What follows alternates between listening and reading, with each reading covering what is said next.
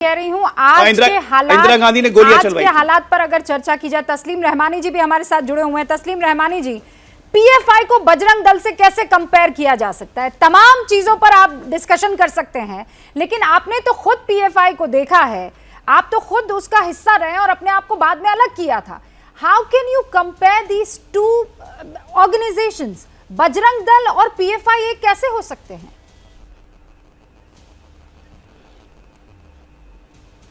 रूबिका जी, पहली बात तो ये कि मैं पीएफआई का कभी भी मेंबर नहीं रहा, ना उसके साथ मेरा कोई अटैचमेंट रहा। मेरा अटैचमेंट था जो पॉलिटिकल पार्टी एसडीपीआई है, एसडीपीआई वो आज भी इलेक्शन लड़ रही है 16 सीट पे, इसी कर्नाटका में इलेक्शन लड़ रही है। और मैंने कहा भी था कि जो लोग पीएफआई को बैन कर रहे हैं वो एसडीपीआई को पॉलिटिकल पार्टी उसको भी बैन करने के बारे में क्यों नहीं सोचते?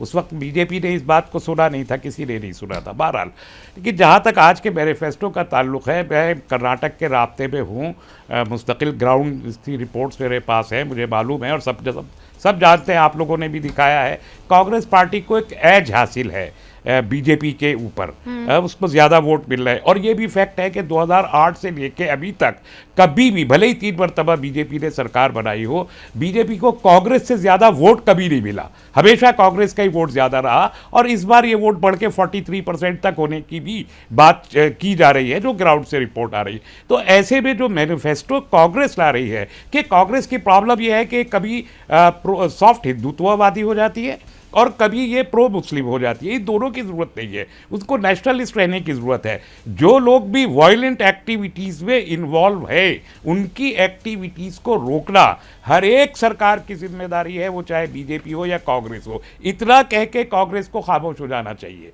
अगर वो ये कहते बजरंग दल का कोई बहुत बड़ा वजूद कर्नाटक में नहीं है, और अगर आप कर्नाटक में बैन कर भी दे तो बजरंग दल की वो एक्टिविटीज़ जिनका खुद आपने अभी जिक्र किया, जो उनके ऊपर इल्जाम है, सवाल है ना, मध्य प्रदेश में इसका बहुत, बजरंग दल सबसे ज्यादा एक्टिव मध्य प्रदेश में है, वहां तो बैन नहीं होता है। राजस्थान में और दोनों जगह अलका जी आपकी सरकार है, जहां उसका माफ कीजिएगा, मध्य प्रदेश की नहीं मैं बात कर रही हूं, छत्तीसगढ़ की, राजस्थान की, जहां पर आपकी सरकार है, वहां तो आपने बैन नहीं किया है।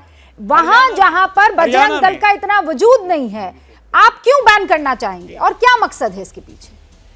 देखिए रूबिका जी, सबसे पहले मैंने वही कहा, प्रधानमंत्री जी का धन्यवाद करते हैं। उम्मीद की जा रही थी कि वो भाजपा के जुमला पत्र पर जो घोषणा की है, जुमला पत्र पे बात करेंगे, पर प्रधानमंत्री जी कांग्रेस के घोषणा पत्र के घोषणा होने के विद इन अ सेकेंड उस पे हमला करते हैं। नहीं देखते कि किसान के लिए, युवाओं के लिए, बेरोजगार के लिए क्या कहा, सीधा आ जाते हैं बजरंग दल को और अपमान करते हैं। बजरंग बली से एक हिंसक संगठन का तुलना करते हैं। मुझे तो डर लग रहा है कि पता नहीं कब राम रहीम आसा राम को भी भगवान राम पर हमला ना बता दे। ये वो हैं जिन पे बलात्कार, हत्या के मामले दर्ज हैं, जो दोषी करार देकर जेल में हैं। ये तो वो, मुझे अब डर लग रहा है कि कहीं उन्हें भी राम का अवतार ना बताने लग जाएं। शर्म आती है, प्रधानमंत्री जी बजरंग दल की तुलना बजरंग बली से कर रहे हैं और उसे ताले में बंद। दूसरा, रूबिका जी प्लीज ध्यान से सुनिएगा, जब देश के गृह मंत्री, भाजपा के नेता तो है ही हैं, जब कर्नाटका वोट मांगते हैं तो कहते हैं भारतीय राष्ट्रीय कांग्रेस जीतेगी तो कर्नाटका में दंगे होंगे। इसके बाद केएस ईश्वरप्पा का बयान आता है,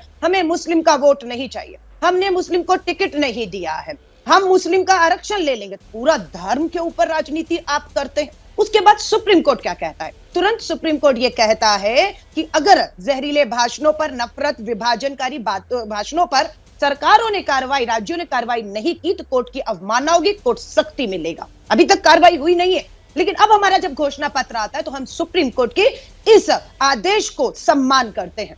पीएफआई हो, बजरंग दल हो, कोई भी हिंसा नहीं। पर जैसे ही घड़ी का काटा दोपहर 2:30 पे आए, बबीता जी का दिल सास बहू साजिश के लिए मचल जाए। और ये है इनकी बहू, पूरे दिन ऑफिस की टेंशन हो जाए गॉन जब ये करें अपना फेवरेट शो फ्री टाइम पे ऑन।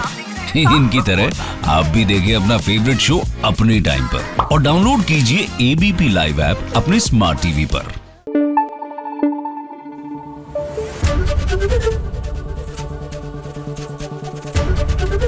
एबीपी न्यूज आपको रखे आगे।